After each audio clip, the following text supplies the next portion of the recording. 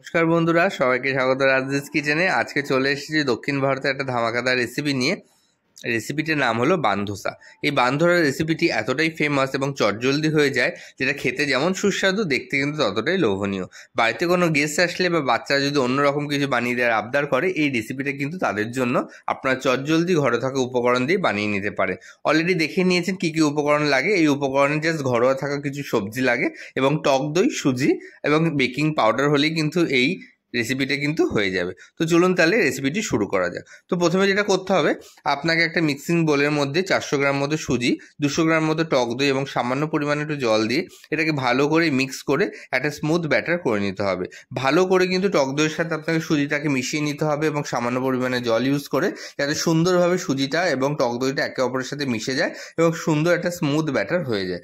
এবং এই ব্যাটারটা রেডি হয়ে গেলে আপনাকে 1 ঘন্টা থেকে 1.5 ঘন্টা মতো এই সুজির ব্যাটারটাকে রেস্টে রাখতে হবে, যাতে সুজিগুলো টক দইয়ের সাথে মিশে হালকা একটু ফুলে যায়। এবং হালকা ভালোভাবে একটু ফুলে গেলে তারপরে কিন্তু 1 ঘন্টা পরে রেস্টে আসার পরে এটাকে কিন্তু পরবর্তী যে রেসিপির পার্টগুলো সেটা আপনাকে করতে হবে। দেখুন, আমরা যেভাবে বলেছিলাম 1 ঘন্টার মতো এটাকে রেস্টে রেখে দিয়েছিলাম। 1 ঘন্টা মতো পরে এসে দেখলাম যে সুজিটা হালকা বেশ ফুলে গেছে। তখন এই পুরো ব্যাটারটাকে, যেটা আমরা মিক্সিং করে রেখেছি, এটাকে একটা মিক্সিং বোলের মধ্যে আপনাকে ট্রান্সফার করে নিতে হবে এবং আপনাকে মিক্সিতে বা মিক্সার গ্রাইন্ডারে একটা স্মুথ পেস্ট বা ব্যাটার এর মধ্যে রেডি করে নিতে হবে, যাতে সুজির যে কোনো লাম্পসগুলো একদম যাতে না থাকে, একদম স্মুথ একটা ব্যাটার টক দইয়ের সাথে এটা হয়ে যায়। দেখুন, এই ব্যাটারটা এরকম একটা ক্রিমি টেক্সচার আসবে, তখনই ভাববেন যে ব্যাটারটা আপনাদের রেডি হয়ে গেছে। এই ব্যাটারটা রেডি করার পরে আপনাকে এবার জাস্ট একটা তড়কার চক লাগাতে হবে। এই তড়কাটার জন্য আপনাকে একটা তড়কার যে প্যানগুলো থাকে সেই প্যানের মধ্যে আপনাকে একটু তেল দিয়ে তার মধ্যে একটুখানি শস্য এবং একটুখানি জিরে ফোড়ন দিয়ে নিতে হবে এবং তার মধ্যে দিতে হবে বেশ কিছু কারি পাতা। এই কারি পাতা, এই শস্য এবং এই জিরেটা তড়কাটা দেওয়ার ফলে এই যে ব্যাটারটা আমরা রেডি করেছিলাম, একটা সুন্দর একটা স্মেল এবং একটা সুন্দর একটা কিন্তু স্মুথ একটা মানে স্মেল এবং একটা টেস্ট, অন্যরকম ফ্লেভার চলে আসে, যেটা এই বান্ধোসায় কিন্তু মেন একটা কিন্তু সিক্রেট একটা জিনিস।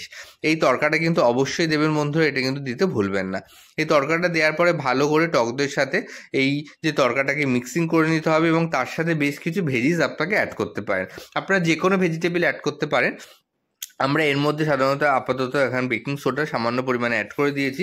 এর মধ্যে দিয়েছি সামান্য পরিমাণে কুচানো ধনেপাতা, সামান্য পরিমাণে এর মধ্যে পেঁয়াজ কুচি দিয়েছি, এর মধ্যে ক্যাপসিকাম দিয়েছি, এর মধ্যে আমরা টমেটো দিয়েছি। এ বাদ দিয়ে আপনার এর মধ্যে বিনস বা এর মধ্যে আপনার গাজর, যে যেইটা খেতে ভালোবাসেন, এবং সামান্য পরিমাণে নুন দিয়ে আপনাকে ব্যাটারটাকে ভালো করে মিক্স করে নিতে হবে। ব্যাস, তাহলে কিন্তু আপনার পুরো 80% কাজ অলমোস্ট কমপ্লিট হয়ে গেল। এরপরে জাস্ট আপনাকে যেই আমরা তড়কার প্যানটা নিয়েছি, যে ছোট যে তড়কার প্যানগুলো হয়, সেই তড়কার প্যানের মধ্যে আপনাকে জাস্ট কিন্তু এই বান্ধোসাগুলো রেডি করতে হবে। এতটা ইজি এবং এতটা সহজে এই বান্ধোসাটা রেসিপিটা রেডি করে নেওয়া যায় বন্ধুরা, যে আপনারা কিন্তু যখন তখন চটজলদি কিন্তু এটাকে করে নিতে পারেন। অন্যান্য ধোসার ব্যাটারে যেমন আপনাকে চাল ডাল অনেকক্ষণ ধরে ভিজিয়ে রাখতে হবে বা তার পেস্ট করার অনেক রকম ঝামেলা থাকে, এটাই কিন্তু তেমন কোনো ঝামেলা নেই। দেখুন, যেমন বলেছিলাম, তরকারি প্যানটার মধ্যে আপনাকে সামান্য পরিমাণ তেল দিয়ে এটাকে 1 হাতা কি 2 হাতা মতো আপনাকে এরকম দিয়ে নিতে হবে এবং তারপরে একটা পিঠ ভাজা পর্যন্ত আপনাকে একটু ওয়েট করতে হবে।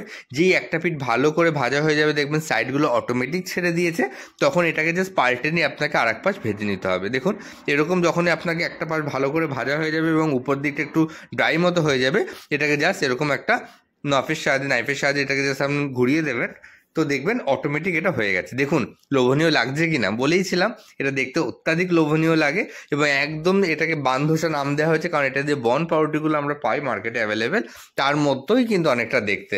এবং এটা এতটা সফট এবং এতটা নরম হয় বন্ধুরা, যে এটা কিন্তু অসাধারণ লাগে কিন্তু খেতে। এবং এটা আপনারা ব্রেকফাস্টও খেতে পারেন, ইভিনিং স্ন্যাক্সও খেতে পারেন, রাতের ডিনারও খেতে পারেন। তো চলুন, আমরা আর একটাও আপনাকে বান্ধোসা এভাবে রেডি করে দেখাচ্ছি।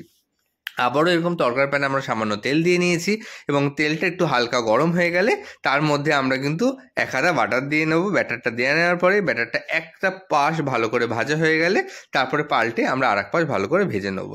আপনারা যদি মনে করেন একটু ব্যাটার মানে বড় তরকার প্যানের আপনার এই বোলটা একটু বড়, তাহলে আপনার 2 হাতা দিতে পারেন। যদি আপনার ছোট ছোট ব্যাটার বা ছোট ছোট বান্ধোসা তৈরি করতে চাইছেন, তাহলে কিন্তু আপনারা 1 হাতা এরকম ব্যাটার দিয়ে ছোট ছোট বান্ধোসা রেডি করে নিতে পারেন এবং এটা খেতে এতটা টেস্টি হয়। অবশ্যই এটা কিন্তু আপনার যখন এটা হালকা এক পাশ ভাজা হয়ে যাবে, এরকম একটু ফুলে যাবে, তখনই বুঝবেন যে এটা অলমোস্ট এক সাইড দিয়ে হয়ে গেছে এবং সাইডগুলো হালকা হালকা এরকম ছেড়ে দেয়।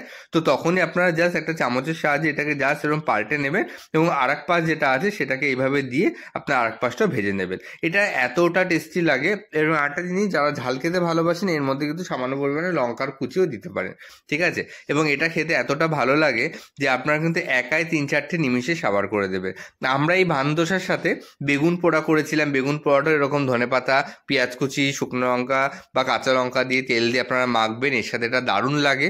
এছাড়া যদি ধনেপাতার চাটনি দিয়ে বা ছোলার চাটনি দিয়ে খেতে চান সেটাও ভালো লাগে। তো আজকে আমাদের এই রেসিপিটা আপনাদের কেমন লাগলো অবশ্যই কমেন্ট করে জানাবেন। ভালো লাগলো অবশ্যই বাড়িতে ট্রাই করবেন।